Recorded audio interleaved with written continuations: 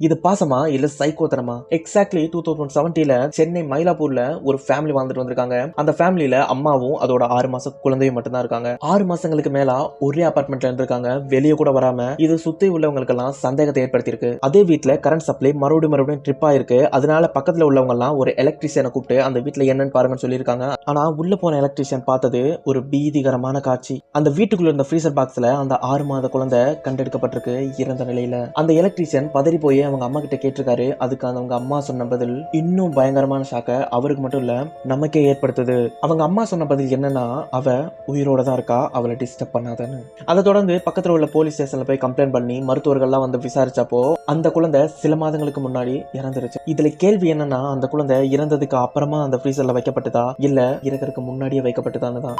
ஒரே இடத்துல ஒரே மாதிரியான மரணங்கள். இது பிசாசா இல்ல ப்ரீ பிளானா? அப்படி என்ன நடந்துச்சு? 1935ல அமெரிக்கால பிரசிடென்ட் ஹோட்டல்னு ஒரு மிகப்பெரிய ஹோட்டல். ரொனால்ட் டி ஓவன் அப்படிங்கிற ஒரு நபர் அந்த ஹோட்டல்ல செக் இன் பண்றாரு. எக்ஸாக்டா ரூம் நம்பர் 1046ல. அவர் செக் இன் பண்ண அடுத்த நாள் அவர் ரூமை கிளீன் பண்ணலான்னு ஒரு ரூம் பாய் போய் கதவை தட்டியிருக்காரு. ஆனா கதவு தானா ஓபன் ஆயிருக்கு. என்ன நடக்குதுன்னு தெரியாம உள்ள போய் பார்த்த அந்த ரூம் பாய்க்கு ஒரு பயங்கரமான ஷாக். ரொனால்ட் டி ஓவன் அந்த ரூம்ல மர்மமான முறையில மரணம் அடைஞ்சிருந்தாரு. அதுக்கடுத்து அது போலீஸ் கேஸ் ஆகவும் போலீஸ்காரங்களா வந்து அவர் நண்பர்கள் கிட்ட விசாரிச்சப்போ அவர் கடைசியா போன்ல சொன்ன வார்த்தை என்ன யாரோ கொல்ல வராங்கன்னு. ஆனா போலீஸ்காரங்களுக்கு அங்க என்ன நடந்துச்சுன்னு கண்டுபிடிக்கவே முடியல. ஒரு க்ளூ கூட கிடைக்கல. அதுக்கப்புறமா எக்ஸாக்டா அதே ரூம் நம்பர் 1046ல செக் இன் பண்ண ஒவ்வொருத்தரும் மர்மமான முறையில இறந்து கிடந்தாங்க ஒரே பேட்டர்ன்ல. 1935ல நடந்த அந்த சில சம்பவங்கள் என்ன நடந்துச்சு, யாரு பண்ணாங்க, எதுக்காக நடந்துச்சு அப்படின்னு சொல்லிட்டு இது வரைக்கும் கூட போலீஸ்காரங்களுக்கு உருப்படியான தகவல் எதுவுமே கிடைக்கல. சிலர் சொல்றாங்க அந்த 1046 ரூம் வந்துட்டு ஒரு சபிக்கப்பட்ட இடம் அப்படின்னு. இந்த ஒரு மிஸ்ட்ரிக்கான விளக்கம் இதுவரைக்கும் யாராலையும் கொடுக்கப்படல. திடீர்னு ஒரு காலகட்டத்தில் ஜப்பான்ல நிறைய பேர் இறக்குறாங்க. சில பேர் ஹார்ட் அட்டாக் மாதிரியான உடல்நல குறை வந்து ஹாஸ்பிட்டலே அட்மிட் ஆகுறாங்க. இது ஏன் நடக்குது, எதுக்காக நடக்குதுன்னு தெரியாம போலீஸ்காரங்க போயிட்டு ஹார்ட் அட்டாக்ல அட்மிட் ஆன அந்த ஒரு நோயாளிகள் கிட்ட எல்லாம் வாக்குமூலம் கேட்டிருக்காங்க. அவங்க கொடுத்த வாக்குமூலம் போலீஸ்காரங்க மத்தியிலையும் பொதுமக்கள் மத்தியிலையும் ஒரு வித பயத்தையும் குழப்பத்தையும் ஏற்படுத்துச்சு. அது என்னன்னா, மைக்கோ அப்படிங்கிற ஒரு பழமையான பெண்ணோட புகைப்படம் இன்டர்நெட்ல வைரல் ஆகுது. அதை நிறைய பேர் பார்க்கவும் செய்யறாங்க. அந்த போட்டோவை பார்த்தவங்க தான் ஹார்ட் அட்டாக்ல உயிரும் இழந்திருக்காங்க.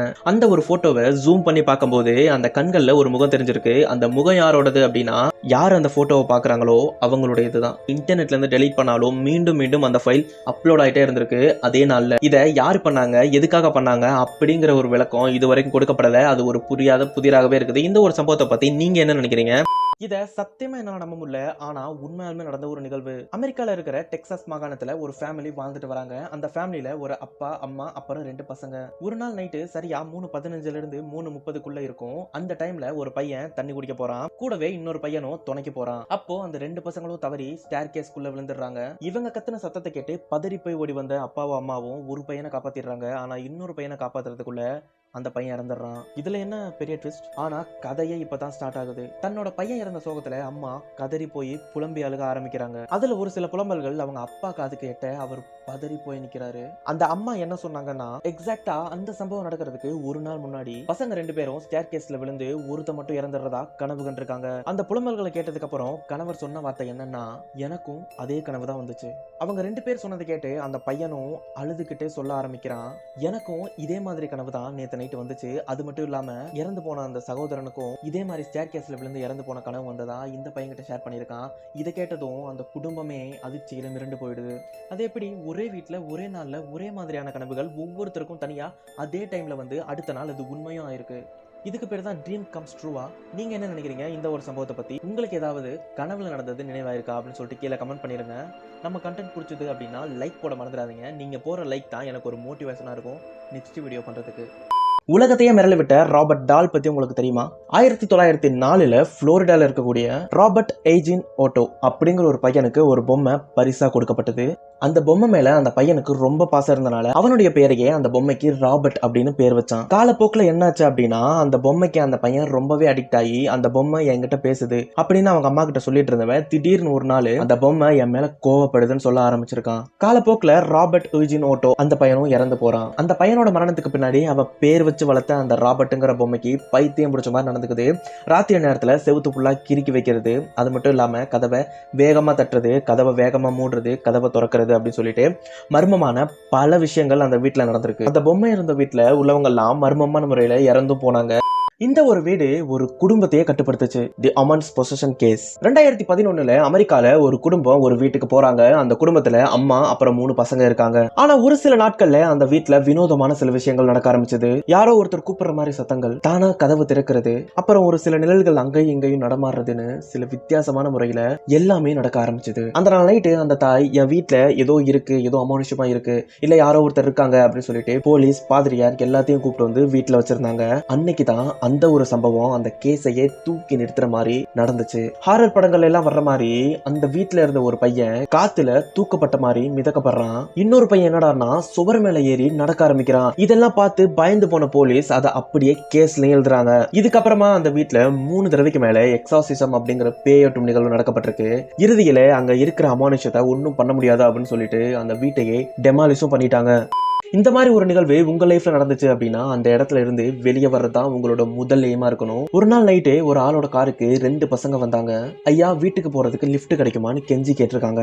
அந்த பசங்களோட முகம் சாதாரணமா இருந்தாலும் அவங்களோட கண்கள் முழுக்க முழுக்க கருப்பு கலரா இருந்தனால ஏதோ ஒண்ணு வித்தியாசமா இருக்கே அப்படின்னு சொல்லிட்டு அந்த கார் டிரைவர் ஜன்னல் கதவை க்ளோஸ் பண்ணிருக்காரு.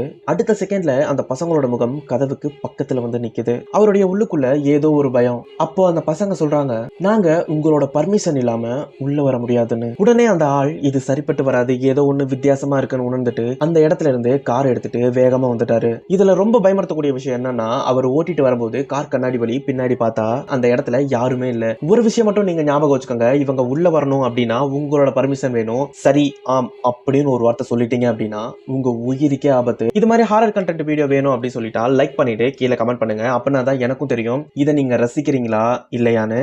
வீட்டுக்குள்ள யாருமே கிடையாது, ஆனா வெளியே போன ஒரு கொடூரமான குரல். இப்படி என்ன நடந்துச்சு தெரிஞ்சுக்கிறதுக்கு முன்னாடி ஒரு லைக் போட்டு ஸ்டார்ட் பண்ணுங்க. ஏன்னா நீங்க போடுற ஒரு லைக்கும் எனக்கு ஒரு மோட்டிவேஷன் தான். 1975 அமெரிக்கால ஒரு தம்பதியினர் ஒரு புது வீட்டுக்கு குடி போறாங்க. போன நாள்ல இருந்து எல்லாம் ஓகேவா தான் இருக்கு. பட் எண்ணி 28வது நாள் அந்த வீட்டுக்குள்ள இருந்து அலறி அடிச்சுட்டு வெளியே ஓடுறாங்க. அப்படி என்ன நடந்துச்சுன்னா, அந்த வீட்டுல ஒவ்வொரு நாளும் எக்ஸாக்டா 3:15க்கு எல்லா அமானுஷமான விஷயங்களும் நடக்குதான். பாதிரியார்கள் அந்த வீட்டுக்கு பிரார்த்தனை பண்ண வந்தப்போ அந்த ஒரு குரல் கேட்டுச்சு, கெட் அவுட்னு ஒரு கொடூரமான குரல்ல. அந்த குரல் கேட்டு இவங்க அலறி அடிச்சுட்டு வெளியே வந்த அடுத்த செகண்ட்ல கதவு வேகமா க்ளோஸ் ஆச்சு. படுக்கையில இருந்த பசங்க எக்ஸாக்டா அதே டயத்துக்கு தூக்கி எறியப்பட்டாங்க. என்னன்னு விசாரிச்சு பார்த்தப்பதான் தெரிஞ்சது, அந்த வீட்டுல 1 வருஷத்துக்கு முன்னாடி யாரோ கொலை செய்யப்பட்டிருக்காங்கன்னு. அதை தொடர்ந்து நமக்கு ரொம்பவே பரிச்சயமான காஞ்சோரிங் படத்துல நடிச்சிருப்பாங்கல்ல எட் அண்ட் லாரன் வாரன். உண்மையா இருந்த அந்த 2 பேரும் அந்த வீட்டுக்கு போயிட்டு போன அடுத்த கணத்துல சொல்றாங்க அந்த வீட்டை பார்த்துட்டு, இது ஒரு பியூர் ஈவில்னு.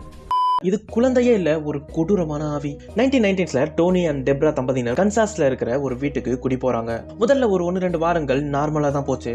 அதுக்கப்புறம் டோனி தூங்கி எந்திரிக்கும் போது கைகள்ல கீறல்களும் ரத்த காயங்களும் இருந்துச்சு. இத பத்தி டோனி என்ன சொல்றாருன்னா, எனக்கு சரியா ஞாபகம் இல்ல, ஆனா நான் தூங்கும் போது யாரோ என் மேல குதிச்சு விளையாடுறது போலவும் என் கைகள்ல கீறது போலவும் எனக்கு தோணுது அப்படின்னு சொல்றாரு. இதை தொடர்ந்து பேராநார்மல் எக்ஸ்பர்ட்ஸ் அந்த வீட்டுல வந்து கேமரா வச்சாங்க.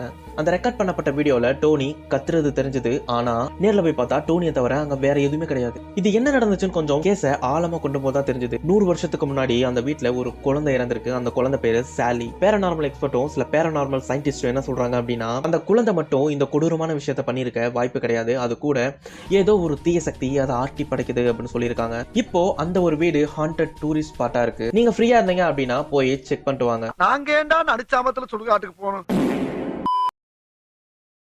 What if you become a vampire overnight? Just இமேஜினேஷனுக்குள்ளே போயிட்டு வந்துடலாமா? Future okay. நீங்கள் ஒரு நாள் காலையில் எந்திரிச்சு பார்க்குறீங்க, அப்போ உங்கள் அழகான பல்லு உங்ககிட்ட இல்லை. காரணம் என்னன்னா, அந்த இடத்துல 2 கோர பல்லு இருக்குது. அதை பார்க்கலாம் நீங்கள் கண்ணாடி கிட்ட போய் பார்க்குறப்போ கண்ணாடியில் உங்கள் உருவம் தெரியல. காரணம் என்னன்னு பார்த்தீங்கன்னா, வேம்பயருக்கு ரிஃப்ளெக்ஷன் கிடையாது.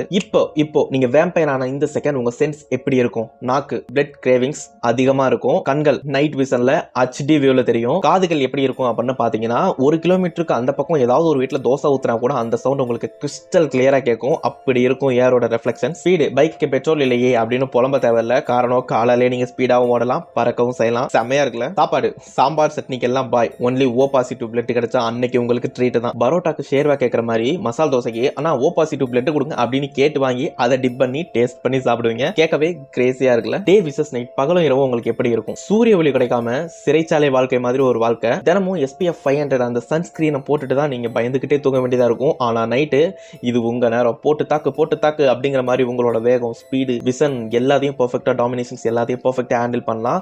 நைட்ல நீங்க ஒரு சூப்பர் ஹீரோ தான். வேம்பயர் ஆகிறது பிளெஸிங்கா இல்ல கர்ஸா? லைஃப் லாங் ஸ்டைலா இருக்கலாம். ஆனா லோன்லியா தான் இருக்கணும். கேர்ள் ஃப்ரெண்ட்ஸ் யாரும் கிடைக்க மாட்டாங்க. அப்படியே கிடைச்சாலும் அவங்க ரத்தம் உங்க வாயில இருக்கும். ஃப்ரெண்ட்ஸ் எல்லாம் ஓல்ட் ஏஜ் ஆகி இறந்து போயிடுவாங்க. ஆனா உங்களுக்கு ஏஜ் எப்பவுமே 25 தான். வேம்பயர் ஆகாது எவ்வளவுதான் த்ரில்லா இருந்தாலும் அந்த த்ரில்லுக்கு நீங்க கொடுக்க வேண்டிய வேலை உங்களோட ஃபேவரட் பிரியாணி தான். யாருக்கிட்டையாவது போயிட்டு உங்க ஃபேவரட் பிரியாணி விட்டுறணும், பிளட்டை தான் சாப்பிடணும், நீங்கள் வேம்பயர் ஆகிறீங்களா அப்படின்னு கேட்டால் பல பேர் சொல்கிற பதில் நோவாக தான் இருக்கும் அப்படின்னு நினைக்கிறேன். ஸோ உங்களுக்கு வேம்பயர் ஆக வாய்ப்பு கிடைச்சது அப்படின்னா நீங்கள் எஸ் சொல்லுவீங்களா, நோ சொல்லுவீங்களா, ரெட் பில்லா இல்லை blue Billa? Choose your answer. பண்ணலாம். நம்ம சேனல் இன்னும் சப்ஸ்கிரைப் பண்ணலாம், மறக்காம சப்ஸ்கிரைப் பண்ணுங்க. Bye bye.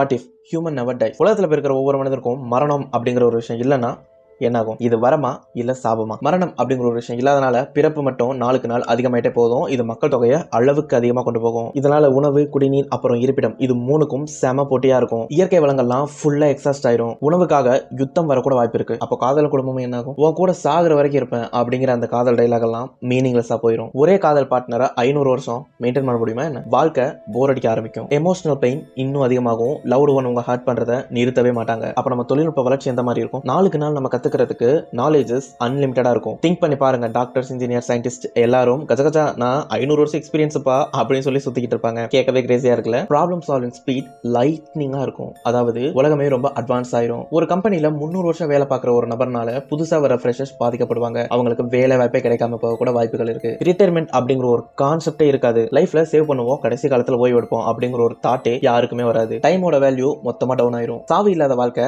எதை ரிமைண்ட் பண்ண தெரியுமா? நம்ம வாழ்க்கை ஒரு நாள் முடியும் அப்படிங்கிற ஒரு விஷயம் தான் நம்ம வாழ்க்கைக்கே அர்த்தத்தை கொடுக்குது. மரணம் இல்ல அப்படின்னா ப்ரோகாஸ்டினேஷன் அப்படிங்கிற ஒரு விஷயம் ரொம்ப அதிகமாயிரும். கோல்ஸுக்கும் மோட்டிவேஷனுக்கும் இருக்கக்கூடிய முக்கியத்துவம் அடிமட்டத்துக்கு குறையும். ஒரு ஸ்டேஜ்ல லைஃப் போர்டமாவும் லோன்லினஸாவும் இருக்கும். அது நம்ம லைஃபையே டார்ச்சரா மாத்திரும். இறப்பு அப்படிங்கிற ஒரு விஷயம் பயம் இல்ல, அது வாழ்க்கைக்கு அழகையும் அர்த்தத்தையும் சேர்க்கக்கூடிய நெசசிட்டியான ஒரு விஷயம். இம்மார்டாலிட்டி அப்படிங்கிற ஒரு விஷயம் ஆசையா இருந்தாலும் அந்த லைஃப்ல எந்த விதமான மீனிங்கும் கிடையாது.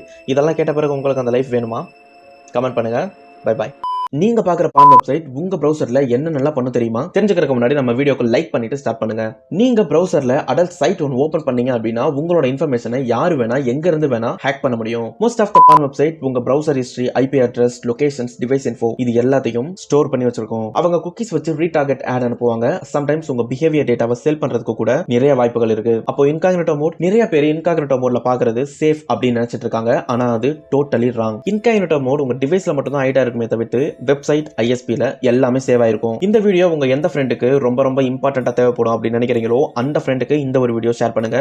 What if electricity disappeared? இப்போ இருக்கிற சிச்சுவேஷன்ல கரண்ட் இல்லாம 1 hour கூட தாக்கு பிடிக்கிறது கஷ்டம் தான். அப்படின்னு இருக்கும்போது ஜஸ்ட் இமேஜின் பண்ணி பாருங்க, உலகத்துல நீங்க காலையில எந்திரிக்கும் போது எலக்ட்ரிசிட்டி அப்படிங்கிற ஒரு வேர்டே இல்லாம போனா என்ன ஆகும்? நான் உங்ககிட்ட கேட்கறது ஒரே ஒரு லைக் தான். அதை போட்டுட்டு வீடியோ ஸ்டார்ட் பண்ணுங்க. ஃபர்ஸ்ட் திங், போன்லாம் பவர் ஆஃப் ஆயிரும். வைஃபை, மொபைல் டவர்ஸ், லேப்டாப்ஸ் எல்லாமே டெட் தான். Communication zero. அதாவது நீங்க ஒரு மெசேஜ் கூட அனுப்ப முடியாது. Hospital shutdowns. ஐசியூல வென்டிலேட்டர்ஸ் எல்லாம் ஒர்க் ஆகும், பட் பேக்கப் பவர் இருக்கிற வரைக்கும் தான். லாங் பிளாக் அவுட்ஸ், பேஷண்ட்ஸ் எல்லாம் எக்ஸ்ட்ரீம் டேஞ்சர்ல இருப்பாங்க. எமர்ஜென்சி சர்ஜரிஸ், டயாலிசிஸ் இதெல்லாம் பண்றது இம்பாசிபிள். அதற்கு அர்த்தம் ஆயிரக்கணக்கான உயிர் ரிஸ்க்ல இருப்பாங்க. சிக்னல் லைட்ஸ் எல்லாம் ஃபெயில் ஆயிரும். Metro train, elevator, ATM machine எல்லாமே ஸ்டக் ஆயிரும். மிகப்பெரிய டிராபிக் ஜாம்ஸ் மக்கள் மத்தியில கன்ஃபியூஷன்ஸ் ஏற்படுத்தும். ஒன் டேலயே ஹோல் சிட்டியும் பிளாக் அவுட் ஆன மாதிரி ஆயிரும். இன்டர்நெட் பிளாக் அவுட்ஸ், சர்வர்ஸ் எல்லாம் ஸ்டாப் ஆயிரும். No YouTube, no Google, no Instagram, no social media. கேட்கவே கொடூரமா இருக்குல்ல? ஆஃபீஸ் பேக்ஸ், ட்ரேடிங் சிஸ்டம் எல்லாமே ஃப்ரோசன் ஆயிரும். நீங்க ஜூம் மீட்டிங்க்கு லாகின் கூட பண்ண முடியாது. சூப்பர் மார்க்கெட்ல பில்லிங் மிஷின்லாம் ஆஃப் ஆயிருக்கும். மக்கள் பிஹேவியர்ஸ்ல மாற்றங்கள் ஏற்படும்.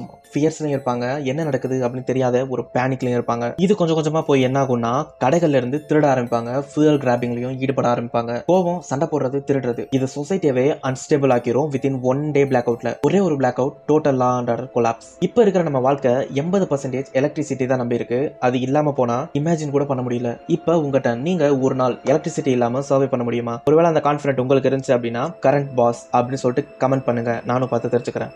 நம்ம வாழ்க்கையை வாழ்ந்துட்டு இருக்கோமா இல்ல ஜஸ்ட் இது ஒரு கேமா? ஒரே கனவே மறுபடியும் வருதா? இது தேஜாவோ கிடையாது, ஜஸ்ட் சிமுலேஷன் பக். நீங்க, நான், இந்த யூனிவர்ஸ் எல்லாமே யாரோ ஒருத்தர் ஃபியூச்சர்ல இருந்து சிமுலேட் பண்ற ஒரு கேம் கேரக்டர்ஸ் அண்ட் அசெட்ஸ் தான். அப்போ இதுக்கு சயின்டிபிக் ப்ரூஃப் இருக்கா? குவாண்டம் பிசிக்ஸ்ல பார்ட்டிகல்ஸ் யாராவது அதை பார்த்தா தான் வேலை செய்யுதுன்னு ஒரு தியரி இருக்கு.